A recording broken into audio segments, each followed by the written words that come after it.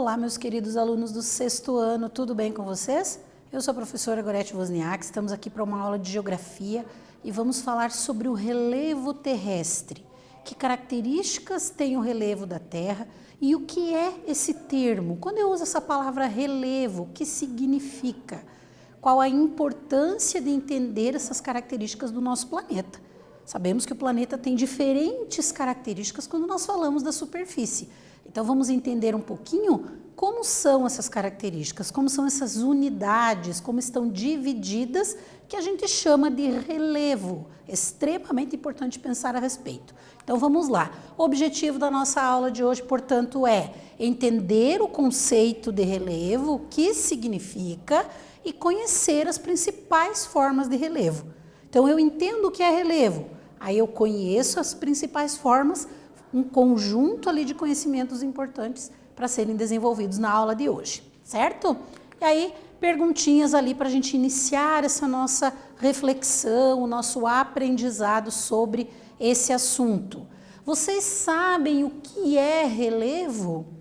Vocês conhecem as formas do relevo terrestre? Vocês moram em uma região de montanhas ou de planície? Já falamos aqui nessa perguntinha em dois termos relacionados ao relevo. Então temos que entender o que ele é, quais são as formas, será que você conhece alguma? Pensa comigo, quando você viaja, por exemplo, de um local para o outro, como é essa estrada? É plana? Você sobe morros, desce morros? Que características tem nessa viagem que você fizer, por exemplo, e se deslocar de uma cidade para outra?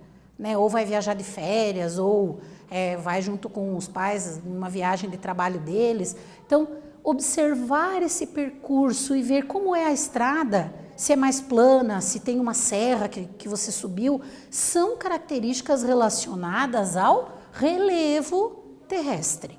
Então, nós temos que pensar como é essa estrutura, né, do que é formado o relevo terrestre. E aí, eu coloquei ali uma definição para nós.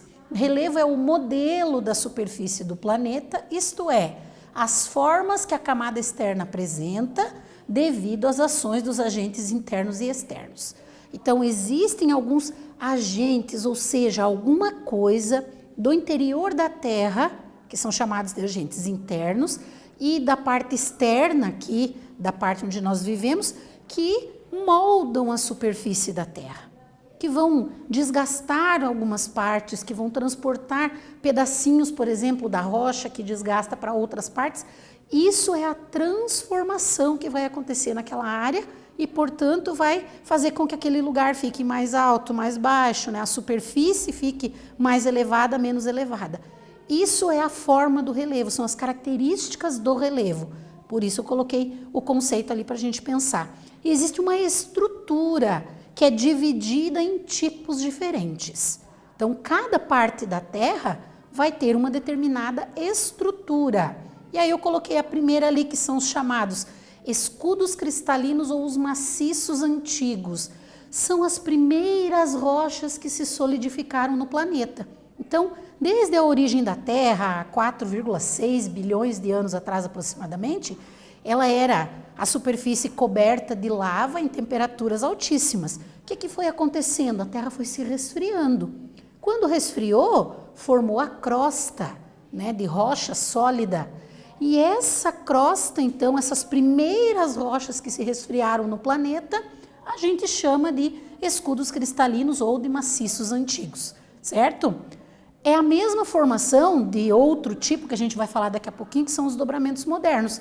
Qual é a diferença dos dois? É que os maciços antigos foram os primeiros, as primeiras estruturas da Terra, da crosta terrestre, lá no início, na formação do planeta. E os dobramentos modernos vieram depois. Então, característica bem importante ali. É tão antiga essa formação quanto a própria formação do planeta. Existem algumas áreas, né, do planeta, dos continentes, enfim, dos países, que têm rochas que são resultado desse período de resfriamento da Terra. Então, essas áreas nós vamos chamar de maciços antigos. E aí nós temos outros tipos, né? As bacias sedimentares. Que características têm as bacias sedimentares? Que são ultraestrutura. Então, algumas áreas do planeta são de maciços antigos, outras áreas de bacias sedimentares. Elas recobrem ali 75% da superfície terrestre.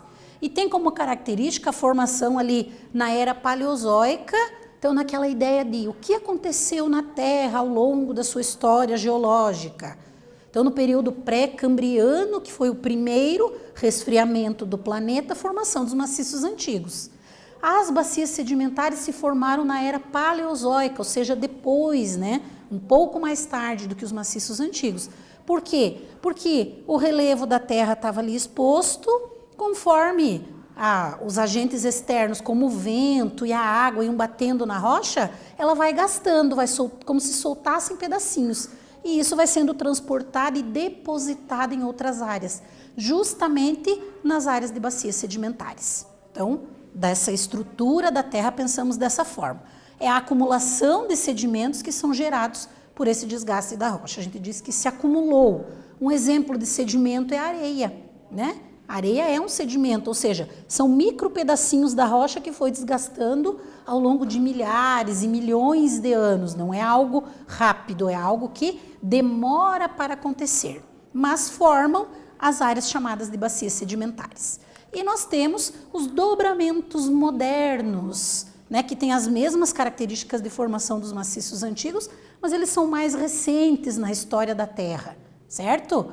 Então, ali, encontram-se em áreas que apresentam as cadeias montanhosas, como a Cordilheira dos Andes, que fica na América, as Montanhas Rochosas, que também está na América, né? Cordilheira dos Andes na América do Sul e as Montanhas Rochosas na América do Norte.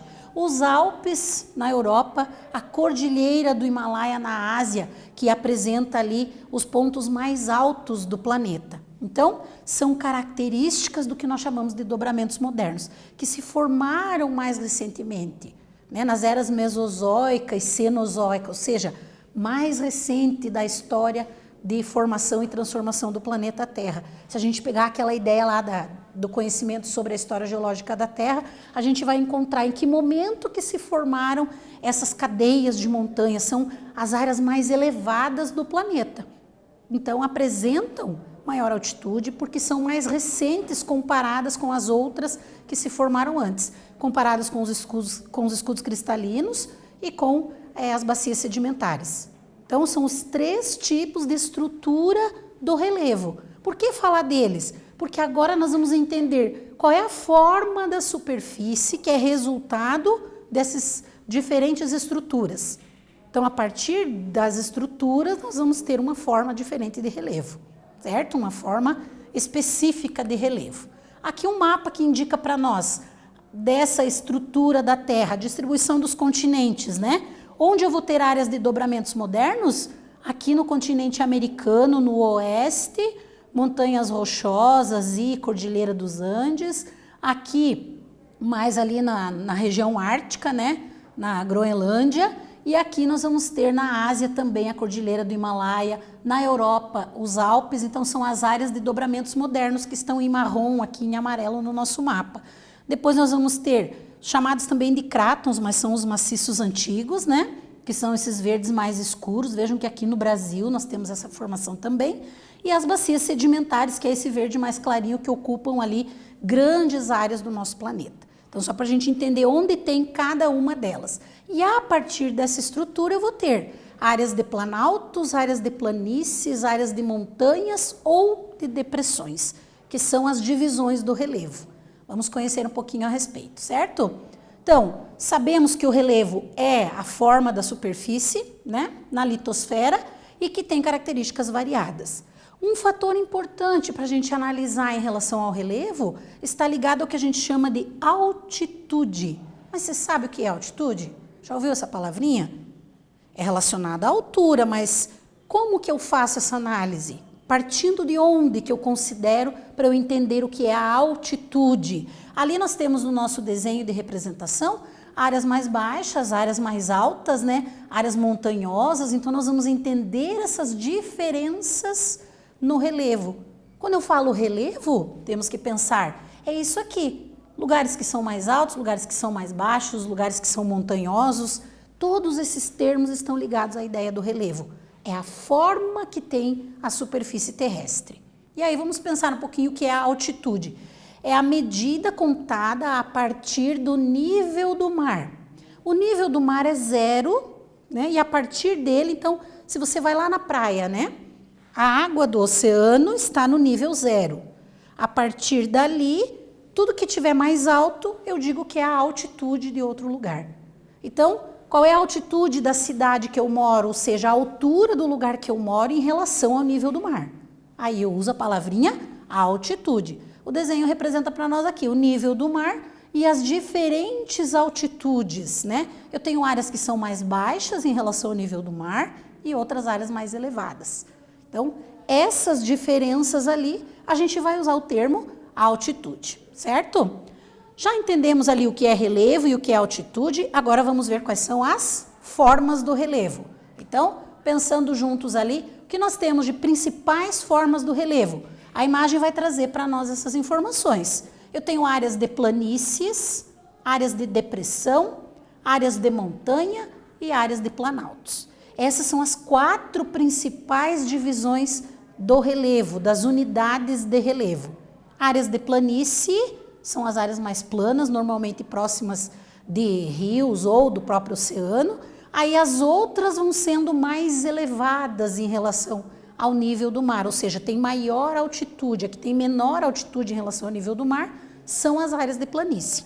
E aí a gente vai ter as outras com características diferentes. Vamos conhecer um pouquinho a respeito de cada uma delas daqui a pouco. Primeiro eu quero que vocês leiam essa pergunta e respondam para mim no caderno e a gente volta com a correção. Você sabe qual é a altitude da cidade que você mora?